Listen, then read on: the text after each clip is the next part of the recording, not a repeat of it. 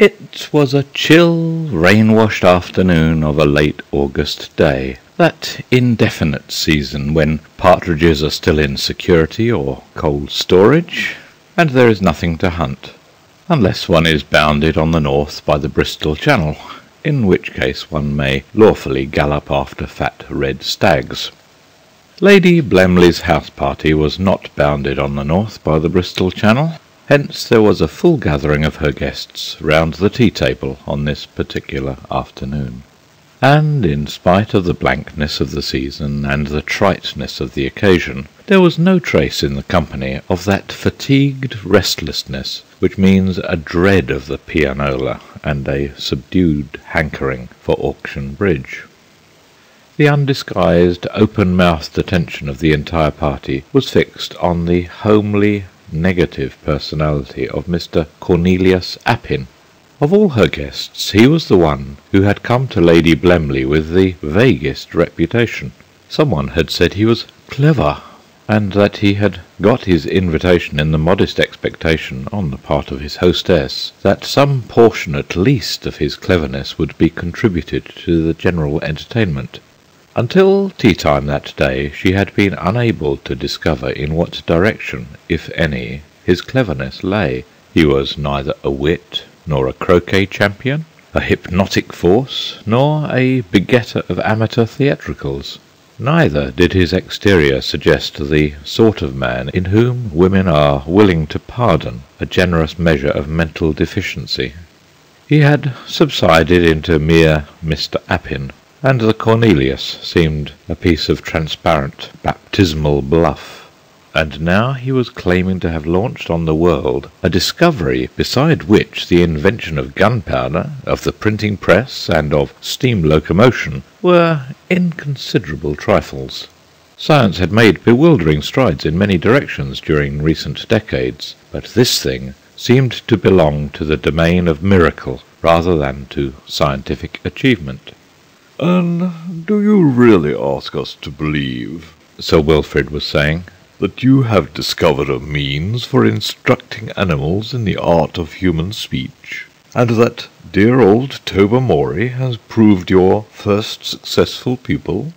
"It is a problem at which I have worked for the last 17 years, said Mr. Appin, "but only during the last 8 or 9 months have I been rewarded with glimmerings of success. Of course, I have experimented with thousands of animals, but latterly only with cats, those wonderful creatures which have assimilated themselves so marvellously with our civilization, while retaining all their highly developed feral instincts. Here and there among cats one comes across an outstanding superior intellect, just as one does among the ruck of human beings. And when I made the acquaintance of Tobermory a week ago, I saw at once that I was in contact with a beyond cat of extraordinary intelligence. I had gone far along the road to success in recent experiments. With Tobermory, as you call him, I have reached the goal." Mr. Appin concluded his remarkable statement in a voice which he strove to divest of a triumphant inflection. No one said "rats," though Clovis's lips moved in a monosyllabic contortion which probably invoked those rodents of disbelief. "And do you mean to say," asked Miss Resker, after a slight pause, "that you have taught Tobermory to say and understand easy sentences of one syllable?" "My dear Miss Resker," said the wonder-worker patiently, "one teaches little children and savages and backward adults in that piecemeal fashion. When one has once solved the problem of making a beginning with an animal of highly developed intelligence, one has no need for those halting methods. Tobermory can speak our language with perfect correctness." This time Clovis very distinctly said, "beyond rats." Sir Wilfrid was more polite, but equally sceptical. "Hadn't we better have the cat in, and judge for ourselves?" suggested Lady Blemley. Sir Wilfrid went in search of the animal, and the company settled themselves down to the languid expectation of witnessing some more or less adroit drawing-room ventriloquism. In a minute Sir Wilfrid was back in the room, his face white beneath its tan, and his eyes dilated with excitement. "By Gad, it's true!" His agitation was unmistakably genuine, and his hearers started forward in a thrill of awakened interest. Collapsing into an armchair, he continued breathlessly, "I found him dozing in the smoking room, and called out to him to come for his tea. He blinked at me in his usual way, and I said, 'Come on, Toby, don't keep us waiting.' And by gad, he drawled out in a most horribly natural voice that he'd come when he dashed well pleased. I nearly jumped out of my skin." Appin had preached to absolutely incredulous hearers. Sir Wilfrid's statement carried instant conviction. A Babel-like chorus of startled exclamation arose, amid which the scientist sat, mutely enjoying the first fruit of his stupendous discovery. In the midst of the clamour, Tobermory entered the room, and made his way with velvet tread and studied unconcern across to the group seated round the tea-table. A sudden hush of awkwardness and constraint fell on the company. Somehow there seemed an element of embarrassment in addressing on equal terms a domestic cat of acknowledged dental ability. "Will you have some milk, Tobermory?" asked Lady Blemley in a rather strained voice. "I don't mind if I do," was the response, couched in a tone of even indifference.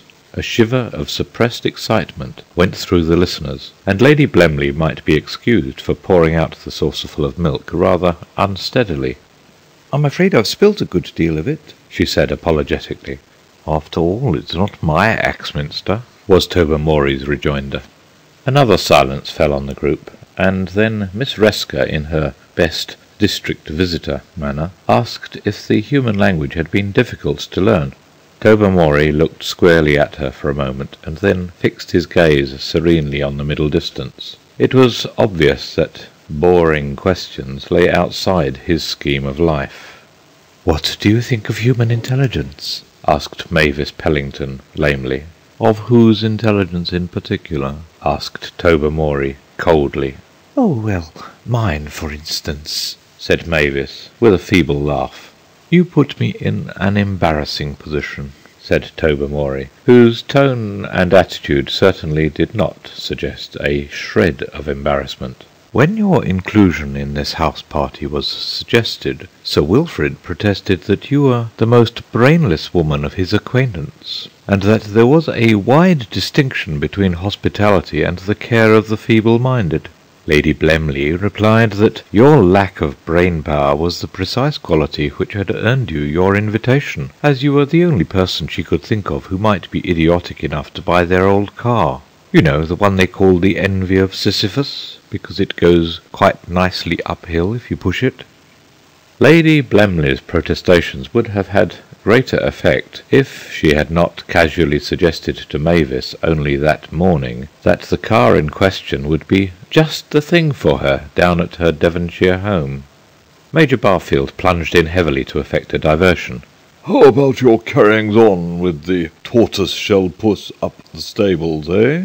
The moment he had said it, everyone realized the blunder. "One does not usually discuss these matters in public," said Tobermory frigidly. "From a slight observation of your ways since you've been in this house, I should imagine you'd find it inconvenient if I were to shift the conversation onto your own little affairs." The panic which ensued was not confined to the Major. "Would you like to go and see if cook has got your dinner ready?" suggested Lady Blemley hurriedly, affecting to ignore the fact that it wanted at least 2 hours to Tobermory's dinner time. "Thanks," said Tobermory. "Not quite so soon after my tea. I don't want to die of indigestion." "Cats have 9 lives, you know," said Sir Wilfrid heartily. "Possibly," answered Tobermory, "but only 1 liver." "Adelaide," said Mrs. Cornett, "do you mean to encourage that cat to go out and gossip about us in the servants' hall?" The panic had indeed become general. A narrow ornamental balustrade ran in front of most of the bedroom windows at the Towers, and it was recalled with dismay that this had formed a favourite promenade for Tobermory at all hours, whence he could watch the pigeons, and heaven knew what else besides. If he intended to become reminiscent in his present outspoken strain, the effect would be something more than disconcerting. Mrs. Cornett, who spent much time at her toilet table, and whose complexion was reputed to be of a nomadic, though punctual disposition, looked as ill at ease as the Major. Miss Scrawen, who wrote fiercely sensuous poetry, and led a blameless life, merely displayed irritation. If you are methodical and virtuous in private, you don't necessarily want everyone to know it. Bertie van Tahn, who was so depraved at 17 that he had long ago given up trying to be any worse, turned a dull shade of gardenia white. But he did not commit the error of dashing out of the room, like Odo Finsbury, a young gentleman who was understood to be reading for the church, and who was possibly disturbed at the thought of scandals he might hear concerning other people. Clovis had the presence of mind to maintain a composed exterior. Privately, he was calculating how long it would take to procure a box of fancy mice through the agency of the Exchange and Mart, as a species of hush money. Even in a delicate situation like the present, Agnes Resker could not endure to remain too long in the background. "Why did I ever come down here?" she asked dramatically. Tobermory immediately accepted the opening. "Judging by what you said to Mrs. Cornett on the croquet lawn yesterday, you were out for food. You described the Blemleys as the dullest people to stay with that you knew, but said that they were clever enough to employ a first-rate cook, otherwise they'd find it difficult to get anyone to come down a second time." "There's not a word of truth in it. I appeal to Mrs. Cornett," exclaimed the discomfited Agnes. "Mrs. Cornett repeated your remark afterwards to Bertie van Tahn," continued Tobermory, "and said, 'That woman is a regular hunger marcher. She'd go anywhere for 4 square meals a day.' And Bertie van Tahn said—" At this point the chronicle mercifully ceased. Tobermory had caught a glimpse of the big yellow Tom from the rectory, working his way through the shrubbery towards the stable wing. In a flash he had vanished through the open French window. With the disappearance of his too brilliant pupil, Cornelius Appin found himself beset by a hurricane of bitter upbraiding, anxious inquiry, and frightened entreaty. The responsibility for the situation lay with him, and he must prevent matters from becoming worse. Could Tobermory impart his dangerous gift to other cats, was the first question he had to answer. It was possible, he replied, that he might have initiated his intimate friend the stable puss into his new accomplishment, but it was unlikely that his teaching could have taken a wider range as yet. "Then," said Mrs. Cornett, "Tobermory may be a valuable cat and a great pet, but I'm sure you'll agree, Adelaide, that both he and the stable cat must be done away with without delay. You don't suppose I've enjoyed the last quarter of an hour, do you?" said Lady Blemley bitterly.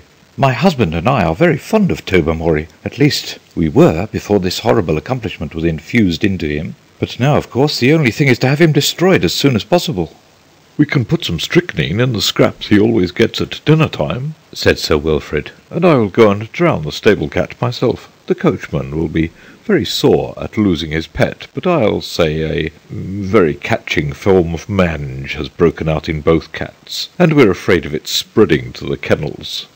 "But my great discovery," expostulated Mr. Appin, "after all my years of research and experiment." "You can go and experiment on the shorthorns at the farm, who are under proper control," said Mrs. Cornett. "or the elephants at the Zoological Gardens. They are said to be highly intelligent, and they have this recommendation, that they don't come creeping about our bedrooms and under chairs and so forth."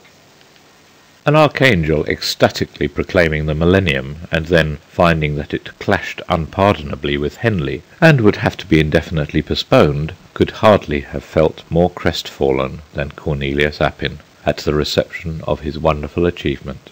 Public opinion, however, was against him. In fact, had the general voice been consulted on the subject, it is probable that a strong minority vote would have been in favour of including him in the strychnine diet.